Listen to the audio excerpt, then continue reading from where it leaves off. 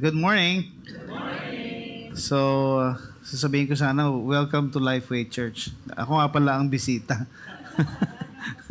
I am, I was happy when Pastor Eric contacted me again. Sabi niya, bro, kailan ka pwede ulit? Sabi ko, basta libre ako ng second and fourth Sunday. And it just so happened, libre pa yung August. So sabi niya, speak ka uli. So, since ako naman ay taga-Kainta, sabi ko, looking forward to always come here. Diyan lamang po, doon sa iba hindi pa nakakaalam, taga Brookside po ako dati. So, experience ko yung mga baha. Naku, binaha ba tayo ulit? Hindi naman, ano? Yun, praise the Lord. Yun. So,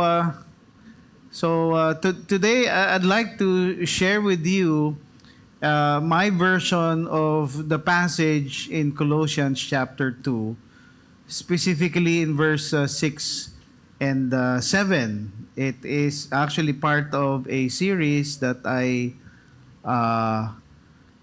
went through with our church, Gospel of Christ Family Church, rooted and built up in Christ. And the passage revolves around this. If I may, let me read through chapter 2, verse 6 to 7. As you therefore have received Christ Jesus the Lord, so walk in Him, rooted and built up in Him, and established in faith as you have been taught, abounding in it with thanksgiving. Verse 8. Beware lest anyone cheat you through philosophy and empty deceit, according to the tradition of men, according to the basic principles of the world, and not according to Christ. For in Him dwells all the fullness of the Godhead bodily, and you are complete in Him, who is the head of all principality and power. Again, I would be focusing on verses 6 and 7 for this particular sermon. Let me pray for all of us. Oh God, you are our God and we worship you. We commit to you our minds, our hearts, even our thoughts, O God. May you veer us towards the truth of your word. Allow us to be focused on listening intently, allowing us to hear your voice speak to us. May you freely allow our hearts to unselfishly receive what you intend for us to do after listening to your word. In Jesus' name, amen and amen. So, I read an article and came across this article by Mike Moore, The Rise of the Arms, and he wrote about three groups of people that differ in their relationship to church. Of course, the context came from the fact that ito yung na-observe sa churches in America. But I believe after looking at it, mukhang applicable din dito sa atin. And he wrote about these three groups of people. First, the duns.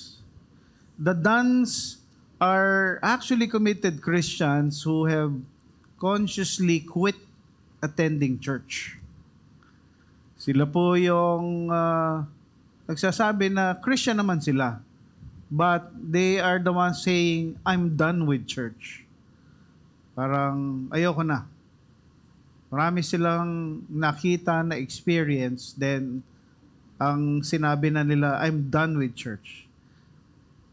But ironically, often these are people who are highly engaged in Scripture, Uh, nagbibigay din sila ng tithes, ng offerings, and sometimes designated gifts for specific purposes. And they were actually seen being involved in servicing and serving the church. But unfortunately, probably an experience brought them towards saying, "I'm done with church." Okay. The second group is the nuns. The nuns actually identified themselves with no religious affiliation. Often, they are the young. Sila yung mga Gen Z. Sila yung millennials. They're often skeptical of what a formal religion is. For example, no, pag nakita nila Lifeway, yan, parang religion yan. They may still believe in God or some form of spirituality but won't check the Christian box kapag ka merong survey form. The third type of people is the ums. Sila yung yan. Sila yung tinatawag na church adjacent believers, no? Who long to belong but feel stuck. Okay? They are not bitter or cynical. They are just uncertain how to re-engage. To be more specific, ito yung church members siguro dati, attenders, biglang nawala. To give you an example, yung nag-pandemic, nung nawalan ng mga worship services at naging online, ilan sa kanila ay mga ganito, nung nag-resume na yung actual face-to-face, hindi sila nakabalik kaagad. And so dahil hindi sila nakabalik kaagad, nung ino-observe nila pagdating nila doon sa church na dati nilang ina-attenan, parang di na sila makasabay. Uy, iba na yung mga nagli-lead. Uy, iba na yung mga songs. Ay, iba na yung mga activity. So, di sila tuloy maka-join. No? So,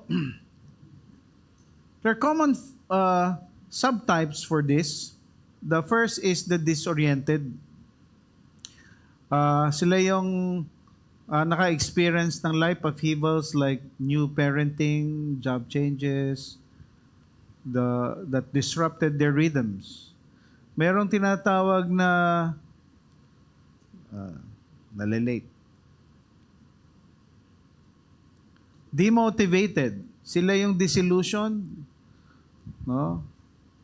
Merong mga church scandals na na-experience, merong mga systematic failures na dismaya. Okay, so ayun, parang ayoko na yata. Sila yung merong discouraged.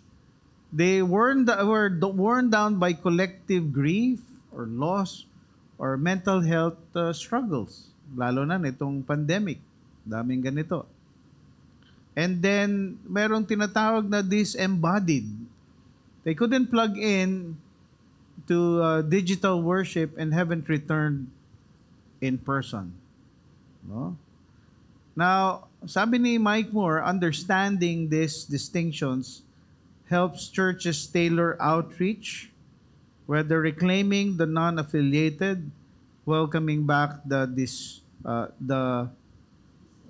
dischurched, or guiding the hesitant ums. But let me also propose to you that on the other side of the spectrum, I think, is that how these people actually have come to understand their own responsibility, that as believers, they should grow in faith and be able to handle such trials and testings as Scripture speaks of it. And so that goes into what we want to actually study today. Because I believe a person who is deeply rooted and built up in Christ is some person who will still probably encounter yung ganitong uh, uh, biglang change sa buhay, sa career, nakaranas ng mga systemic failures sa church, mga iba't ibang personality sa church that kahit na paano mong gustong mahalin, pinag-pray mo naman, hindi mo mamahal-mahal, no? May mga unlovable daw sa church. Kahit na ganun pa, a person that is rooted and built up in Christ will be able to stand strong in the midst of all those things. So, that's what I'd like to propose, no? And in verse 6 and 7 of Colossians, mukhang dinaanan niya yon. And mind you, the context, the reason why I read from 6 to 10 is because the context of Paul's statement was that in the midst of so many false teaching within their congregation and outside their congregation, you would have to stand in faith so that you will stand strong and be able to discern ano na yung mga mali at mga tamang turo. Naalala nyo, even in our country, even in the Philippines, even in our evangelical circle, na-rock tayo ng mga ilang buwan ba yan na a well-known preacher and a leader of the church, no, began teaching some outrageous na nga parang outrageous enough so that some Christian leaders, no, actually spoke up and lovingly, no, went to him and told him, brother, tingnan mo yung mga tinuturo mo, hindi na tama, hindi na biblical. Well, I hope he listened, no? And ito po yung sinasabi natin, and as I said, it allows us, the church, as a church, to listen to the voice of God as we study the Word of God. Kaya nga po nag-aaral tayo ng salita ng Diyos, ay gusto natin makita ano ba ang dapat na gawin natin. And from the verses that we are going to study, what does it look like for a person who is rooted and built up in Christ? Ito po yung mga elemento, no? Number 1, receiving Christ is the starting point of our faith. Sabi doon sa scripture, as you receive Christ Jesus the Lord, no? Binigyan ng importansya yung pagtanggap kay Kristo Jesus bilang Panginoon, no? And a person who is rooted and built up is a person who has believed in Jesus Christ and acknowledge His Lordship over his life. No? Siya po yung nag-surrender na sa kanyang buhay kay Kristo. At ang nangunguna sa kanyang buhay ay ang Panginoon. Ang pinabanggit natin dito yung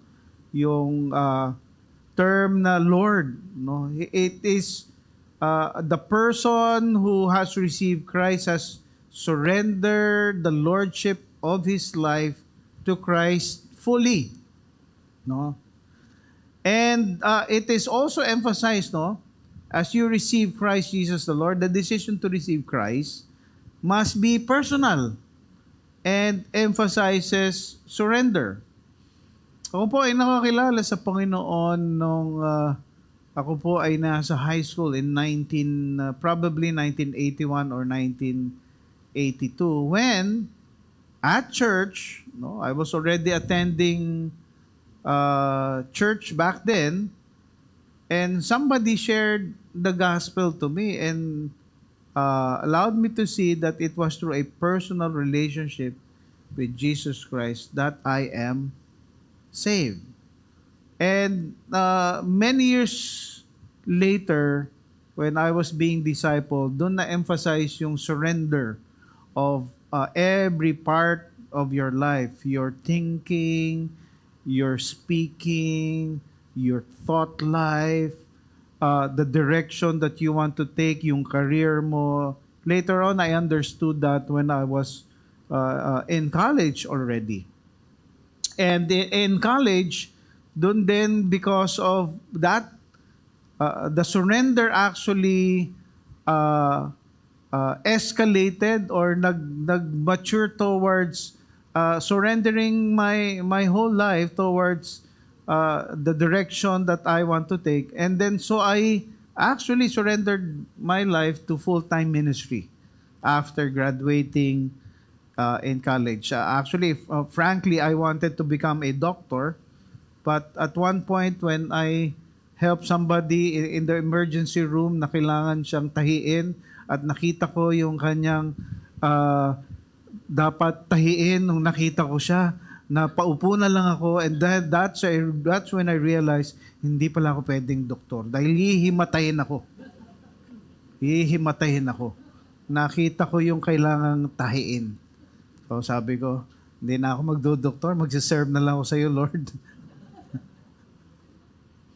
So that's the first part is the surrender of your life kay Christ. Wherever you are, wherever you are at whatever point in your life you're at, there must be that recognition of who God is, what He has done for you, what Christ has done for you, and that merong full surrender. So, ang starting point ng faith natin is yung pagtanggap kay Kristo. And it must be received by faith. And look at these verses, no? Acts 4:12. Ang sabi doon, and there is salvation in no one else.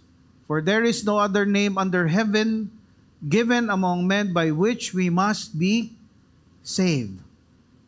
Another passage is in Romans 10:9. And there is salvation in no one else, for there is no other name under heaven given among men by which we must be saved.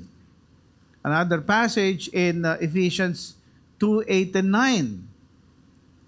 For by grace you have been saved through faith, and this is not your own doing, it is the gift of God, not a result of works, that no one may boast. And these are just a few of the passages that actually lets us see and understand we must receive Christ by faith. A person who receives Christ intellectually may be misunderstanding the fact that it is really by faith sa panamagitan ng pananampalataya. So that's the beginning. No? That's the starting point of faith. Secondly, walking in Him, the path of growth. So, sabi niya, so walk in Him. Those who have accepted Christ in faith ought to walk, to live and think by faith. Lumakad ka kay Kristo. Paano nga ba yun? When you are a Christian and when you are told to walk in Him, how do we walk in faith? It is actually characterized by daily living that actually aligns with the character and teachings of Jesus Christ.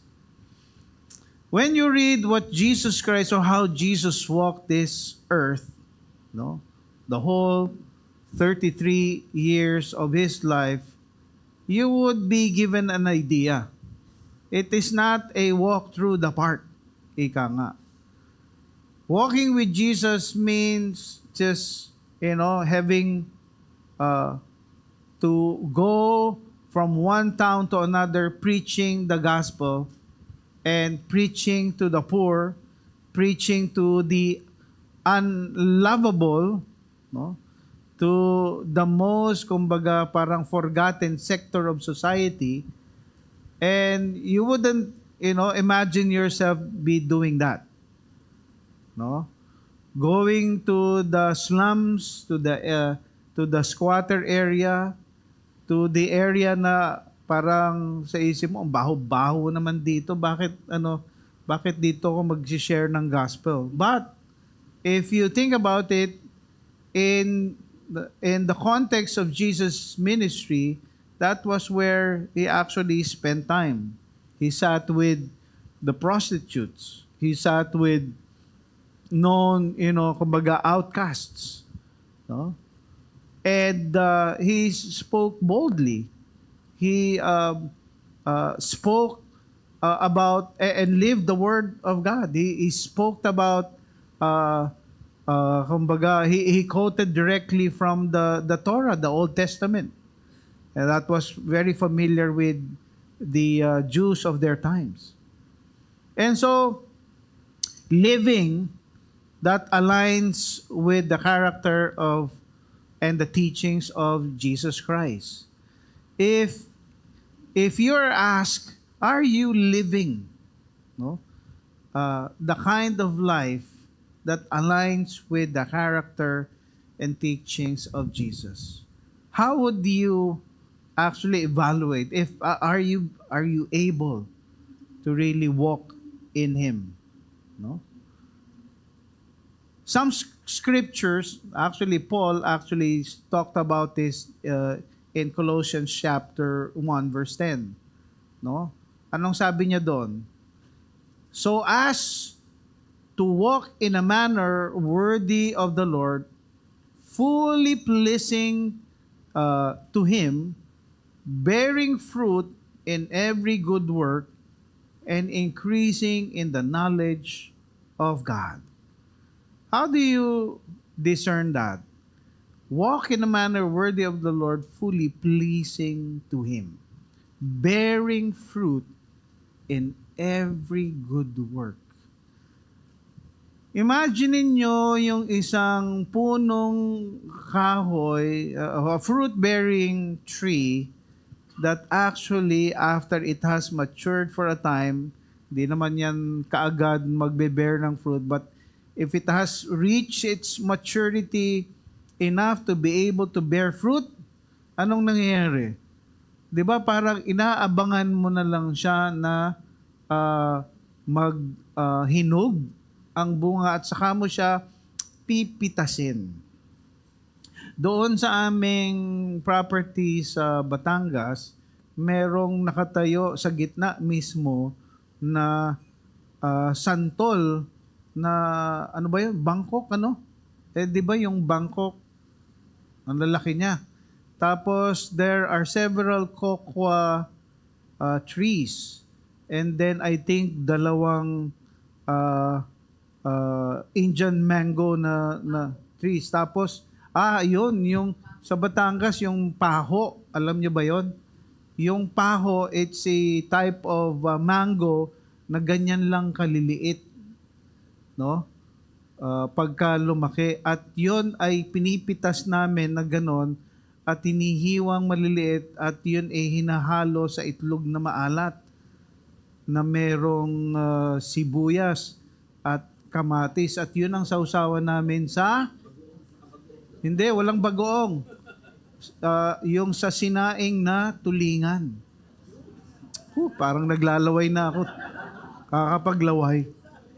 Ano? And yung mga puno na yon regularly nagbubunga lang siyang nagbubunga. So much so na hindi na nga namin ma-keep up yung pagkuha, pagpitas ng mga santol, nahuhulog na nga lang siya. Yun ho yung itsura ng fruit-bearing tree that when it is healthy, it keeps on giving. It keeps on bearing fruit. Now talk about the Christian life. How does it look like if a person is bearing fruit in every good work. It is shown by how you, number one, show the love of Christ to others. When you love the Lord Jesus Christ, you find yourself loving others without, no? Halimbawa, loving others that you give your time for them. You give whatever you have without expecting anything in return. Na nung hindi ka pa Kristyano, kapag ka nagbigay ka, dapat may kapalit. Ganon. Pagka Kristyano ka, when you give, it doesn't matter if it does not come back to you. Minsan nga, no, ayoko sabihin to, pero minsan, yung pag kami umuutang, kadalasan, nakakalimutan ang pagbayad. Kaya kung minsan, pag kami umutang sa akin, sasabihin ko I cannot give the full amount, but here, this is something that I give to you freely. Huwag mo nang bayaran. I hope na nakatulong yan. Bakit? Ayoko nang madinig na kapag ka naningil ako, alam nyo na. So, a person, kung Kristiyano ako, ganun na lang ang gagawin ko. In evangelism, hindi mo naman yan ginagawa. And yet, nung nakakilala kay Kristo, you have all of a sudden that compassion for the lost. You have the same, kumbaga, you now understand the scenario when Jesus told his disciples, look, no, the harvest is plentiful, but the workers are few. You now understand that when you have accepted Jesus Christ, the salvation is not for you alone. The salvation is for everyone, and that no one, that person will not be able to know Christ if no one shares the Word of God to them. That's the kind of fruit bearing that we want to see among those who are rooted and built up in Christ. No? Meron pa. No.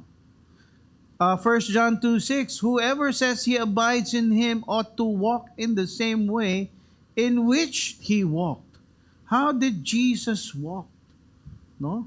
Sabi nga natin na kung minsan he was driven away by the Jews who actually did not recognize him as the Messiah. And in some ways, somehow, as a believer who walks in him, you will find yourself being persecuted. No? When I became a Christian, my own barkada did not, sabi niya, sino tong mga barkada ko noon, mga tropa ko noon, they were not able to understand the shift in my beliefs and in my ways of, speaking. No, in-invite ko na sila sa fellowship, no, in our village diyan sa Brookside. Sabi niya, naku, baka masunog kami diyan. No, okay lang kami, no? And somehow I started feeling iba na pala. Ganon pala ang ibig sabihin na kapag na kay Kristo ka na, lumalakad ka na sa paraan at sa kumbaga buhay na katulad ng kay Kristo. 1 Thessalonians 4:1, finally then brothers, we ask and urge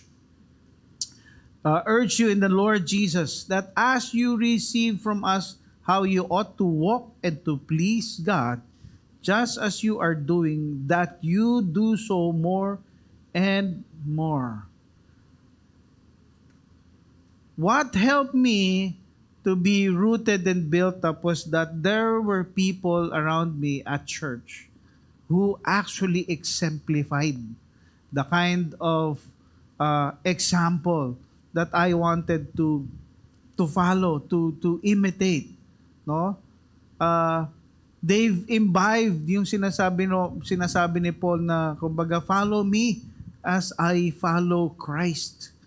And I was blessed enough with brothers and sisters who I believe actually helped me in growing in my faith as I see their examples. There were a lot of people that actually helped build my faith, growing up in faith, Christian leaders, Christian kumbaga programs that I listened to. I listened to uh, si Charles Stanley. I listened to John MacArthur. No, I learned of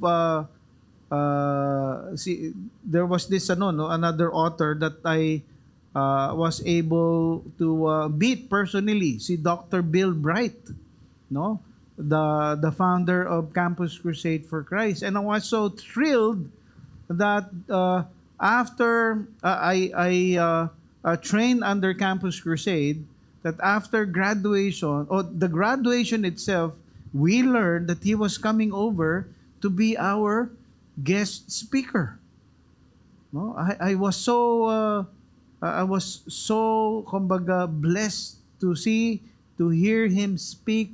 Napapakinggan ko lang siya sa mga video, sa mga audio tapes.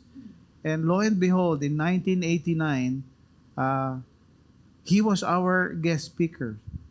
He so exemplified the kind of life that Jesus lived, that we all, missionaries trained, who were trained under Campus Crusade, were not beholden naman, but we actually just allowed ourselves to follow the kind of example that he lived in Jesus. Yun po yung gusto nating makita sa church, na sana tayo na mga nangunguna sa church will exemplify the kind of life that Jesus lived, so much so that people who came to know Christ would see as yung buhay niya, yung example niya, yung gusto kong sundin dahil fina-follow niya si Jesus Christ.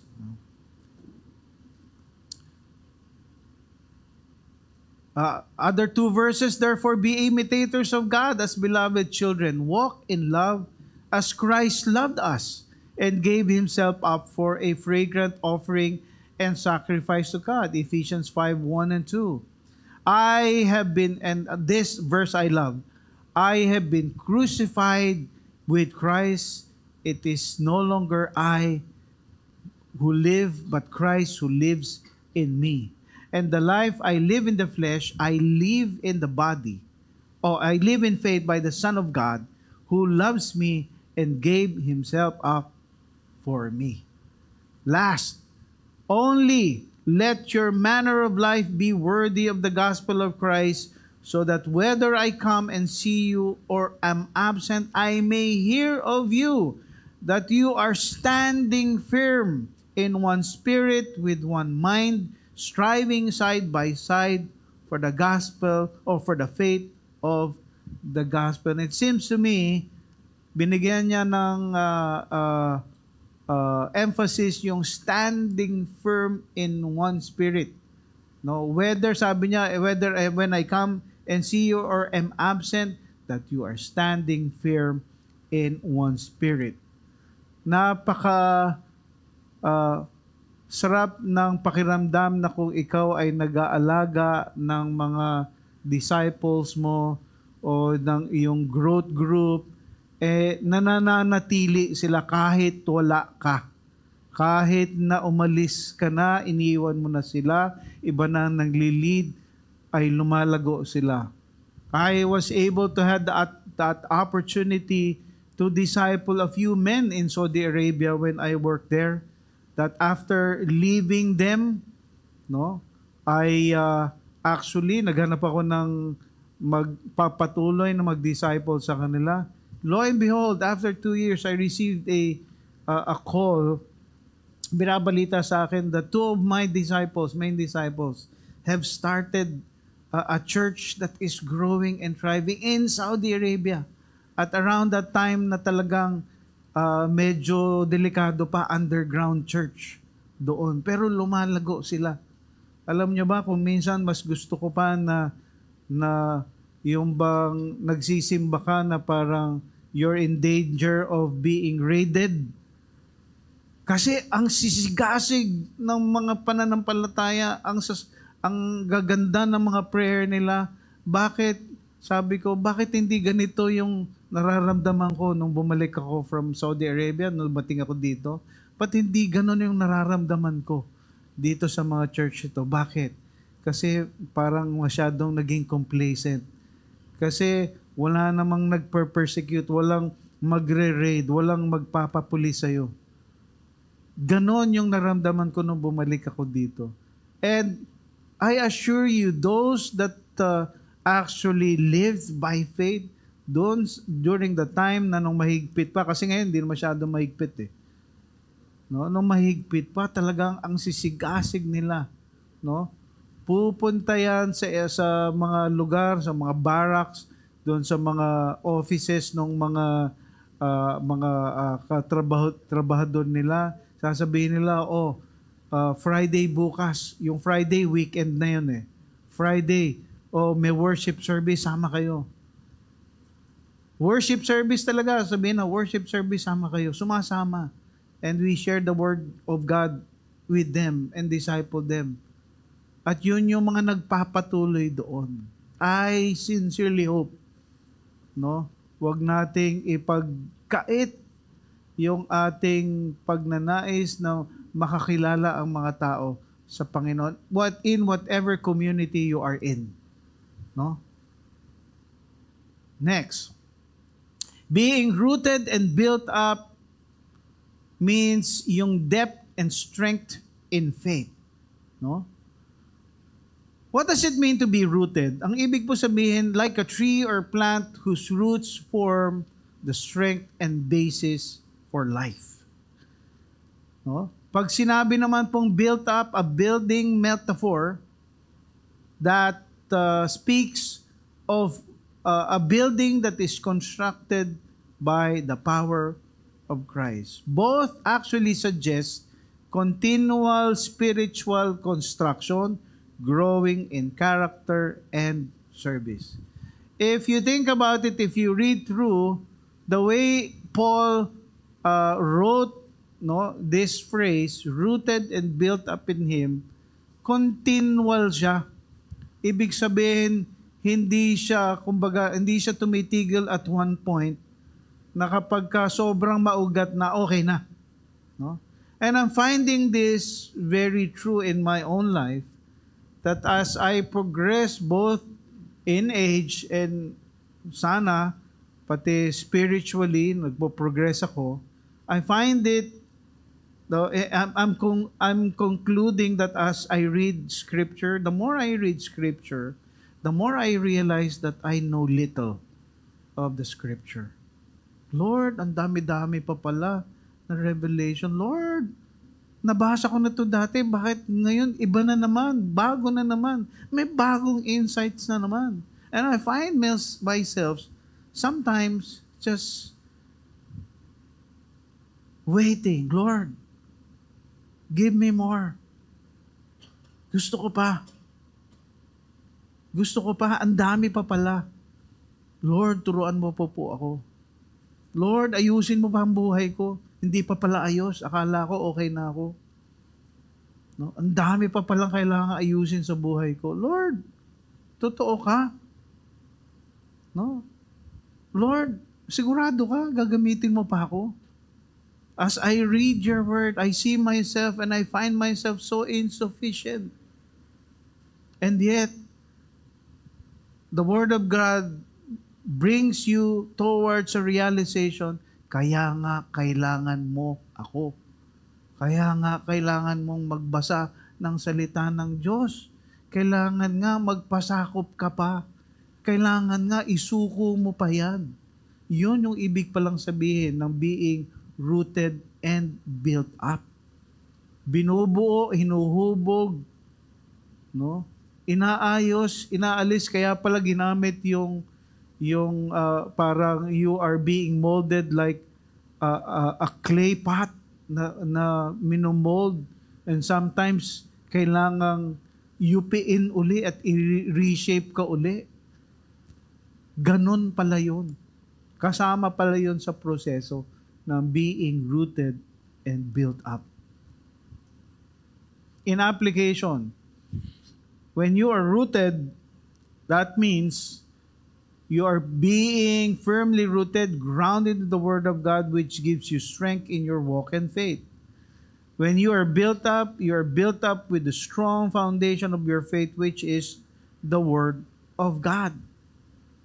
Mind you, kahit po, no, and this is for the youth, ano, huwag nyo na pong hintayin na lumabo yung mata ninyo. Basahin nyo na ng basahin yung salita ng Diyos. Kasi ang sarap magbasa ng salita ng Diyos eh. Ang hirap na nga kapag may salamin eh. No? Pagka meron ka ng salamin, you have to have double effort. No? Alala ko ang one time I was preaching in a funeral and I wasn't using glasses before. I was using a big Bible na supposedly large print. But lo and behold, when I was reading it, it was all blur. Akala ko parang ina-adjust ko lang. And so I adjusted it like this, and this, and this. Wala pa rin. And that's when I realized, oh no, I need to have glasses. So nung nag-glasses ako, doon ko lang na-appreciate na sana inalagaan ko yung aking mata so that I won't be able to use glasses, no, kahit nagbabasa ako ng malilit. But still, see, when you read the Word of God, ang balik noon sa inyo is when somebody asks you about Scripture, ang bilis ninyong malaman. The one mentor that I have with the World Teach Ministries was a walking Bible, because when I asked him about, can you recite this verse in the Bible, he would readily, verse lang hinihingi ko and he would recite the whole chapter.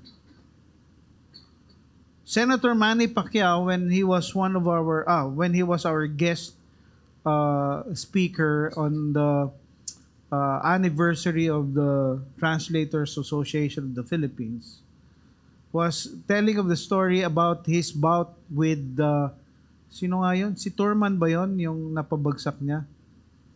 Tama, si Torman. And after that bout, meron yatang damage doon sa kanyang eyebrow na kailangan siyang operahan. So, he wasn't able to read his Bible. And Bishop Noel Panto was telling the story that while he was recuperating, Senator Manny would recite several chapters of the Bible. In fact, he recited John chapter 15 to 17, word for word. And binuksan niya daw yung Bible niya, NIV, John 15 to 17. Binuksan niya yung Bible habang nagre-recite si Senator Manny, word for word, walang mali. And that's because he was able to spend time reading, meditating, and memorizing Scripture. Sino nakakagawa na nun? Memorizing whole chapters of the Bible. I challenge you. Ang sarap. I challenge you. No? Wala kayong gagawin kundi magbasa tapos memorize and then try it. Nakakayak po. When you're reciting it, ang sarap. Yan po kapag ka built up and rooted ka in Christ. Mamahalin mo ang salita ng Diyos. Number 4, and this is, I'm going faster now. Establish in the faith. Establish in the faith just as you were taught. Establish in the faith meaning standing your ground when it comes to your faith. And Paul wasn't mincing words, because at that time, false teachings were so proliferating kinakailangan talaga niyang sabihin. Stand your ground. Defend your faith. No? Allow the Word of God to be with you so that when somebody speaks of the Scripture or against it, you will be able to stand your ground. Just as only Christ can save a person, only Christ can build up or mature a person. Kay Kristo lamang po. No? Establish in the faith just as you were taught. We are encouraged to be doctrinally grounded and unshaken by false teaching. Just imagine if those who were part of the what we call the done group, no? Sabi niya, I'm done with the church, no? Just imagine if they said they were kumbaga Bible believing, they were active at church, tapos sabihin nila they are done. What could have prevented that to happen?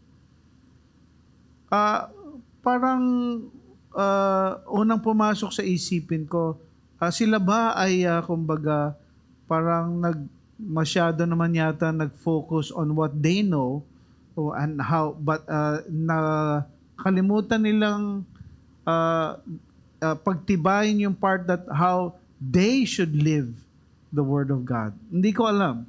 No? Number 5, and last point. Abounding in thanksgiving is the mark of a true believer. Yung part na sinabi niya dyan na abounding in thanksgiving, a person who is rooted and built up in Christ is someone who has a grateful heart, which is a sign of spiritual health. The passage that you are always quoting na give thanks in all circumstances, for this is the will of God in Christ Jesus. When you say give thanks in all circumstances, do you actually really mean it? Well, in 2019, I began to actually take that to heart, because in 2019, that was in May 14, 2019, that was when I had my quadruple heart surgery. No. And I thought I wasn't going to survive. My wife can attest that, ako, basta nung pumikit na ako, pagkagising ko, was already at the ICU. But it's a different experience. So sa akin, pagkapikit ko, pagkamulat ko, ayun na, nasa ICU na ako. But my wife, experience was different. She had to endure the long hours of waiting at nakalimutan pa yata nung nurse na sabihin sa kanya na, ay, tapos na po pala. Nandoon na po pala siya sa recovery. Sabi niya, hindi niya man lang ako sinabihan. No? She was already, laboring in prayer. Lord, ano na nangyari sa asawa ko? No? But at that point, when I survived that operation, I knew that I need to live a life of thankfulness, that I would speak of this from time to time whenever I have the opportunity to give thanks to the Lord for the opportunity to serve Him longer because of that operation. And I had the opportunity to give thanks in all circumstances. And that the passage that talks about do not be anxious, no, Philippians chapter 4, 6 and 7. Do not be anxious for nothing, but in everything by prayer and supplication with thanksgiving, let your requests be made known to God. And the peace of God that passes all understanding will guard your heart and your mind in Christ Jesus. That actually, gave because of that experience, that became new to me. It became alive because the Lord provided for everything. So It behooves us to live a life of thanksgiving kahit na ano pa man ang sitwasyon at kondisyon ng inyong buhay, kahit hindi pa kayo nakaranas ng matinding pagsubok sa buhay, kinakailangan po natin na maging mapagpasalamat. Yun yung sinasabi dito, that someone who is rooted in and built up in Christ should abound in thanksgiving. No? Grateful tayo kung ano ang meron tayo. Kung ano man yung binigay at hindi ibinigay ng Diyos, dapat grateful tayo. No? Huwag na nating hangarin yung sa katabi natin, bakit Lord sa kanya binigay mo sa akin? Hindi. Lord, may favoritism ka ba? Wala po. It's just that iba yung para sa iyo, iba rin yung sa kanya. But ang sinasabi sa atin, have a heart of thankfulness pa rin, no matter what. No? Gratitude fuels worship. No? It fuels worship, it fuels generosity, and a joyful witness. My friends, my brothers and sisters, no? Pagka nga may heart of thanksgiving ka parang napakagaan na gawin ang mga bagay-bagay. Napakagaan magsabi ng mga dapat sabihin kahit mahirap ito. Napakagaang mag-worship sa Panginoon kung may heart ka ng thanksgiving. Application. Sa church siguro kailangan magsimula ng culture of thankfulness. No? Kanina nakikinig ako na parang nagpapaligsahan. Oh, salamat ha dahil nagbigay ka sa I think sa ang context yung sa driver na nagbibigay, nagi-giveaway. Salamat ha, nagbigay ka. Hindi, salamat dahil nakita mo ko. Hindi, salamat dahil nakaputi ka, mas madali kitang nakita, kaya nagbigay ko sa. Hindi, mas salamat pa rin. Kumbaga, nagpapaligsahan na sila. Pero ang sarap pakinggan na talagang nagpapasalamatan talaga sila. No? You cannot out-thank in the church if you begin a culture of thankfulness. No? Start your meetings with testimonies and praise. Develop gratitude walls. No? Yung gratitude walls na ilalagay mo dyan na Thanksgiving wall, tapos maglalagay ka, I thank God, or I thank this person that he has ganyan. No? Celebrate milestones, baptisms, answered prayers, ministry breakthroughs. Brothers and sisters, rooted and built up in Christ looks like this. No? Ayaw na.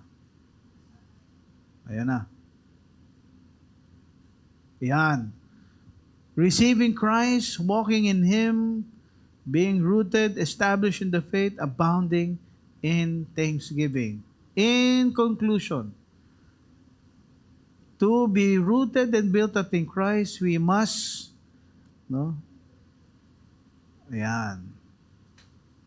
we must walk in new life. Ipamuhay natin kung ikaw ay bagong Kristiyano, simulan nyo nang ipamuhay ito. Abide in His words. Walk by faith. Listen to God's voice and follow Him. Walking in a worthy manner as a follower of Jesus. Be Spirit-filled. Rely on the Holy Spirit. Be committed in prayer. And be an active part of the church. Mga kapatid, there are more specifics here. And I think upon your small groups, ask yourself, paano ko ba ito magiging concrete sa buhay ko ngayon? Kung gusto nyo, i-add nyo. I'd like to memorize one chapter. No? A day. No? Kaya ba yon? One chapter a day. Sige, 1 week. In 1 week, I will memorize one chapter. Okay lang yun. Subukan nyo. O kaya, I would like to give thanks to one person na hindi ko kinakausap pero gusto ko siyang pasalamatan. I would like to approach him or her next Sunday. Yan. I would rely on the Holy Spirit more and more in this area. Anong area yon? No? I will rely more on the Holy Spirit, not on TikTok. No. So, brothers and sisters, I would encourage you to really spend time and see how you can imbibe change in your life looking into this word. Shall we pray? Lord, Heavenly Father, as you see my brothers and sisters reflect on your word today, I pray right now, even Holy Spirit, would you speak in and through them. Allow them to see what kind of change that you want or that they want to take place in their lives. Would you take over, Panginoon, in an area of their life that needs to be probably uprooted so that the root of your word would have more caption, that it would take hold of their lives and allow them to fully experience your presence, your fullness in their lives, so much so that they would have a heart of thankfulness, that you would eventually take over the whole of their lives fully, and eventually allowing them to live life to the fullest. Salamat po, Lord. We thank you in Jesus' name. Amen and amen.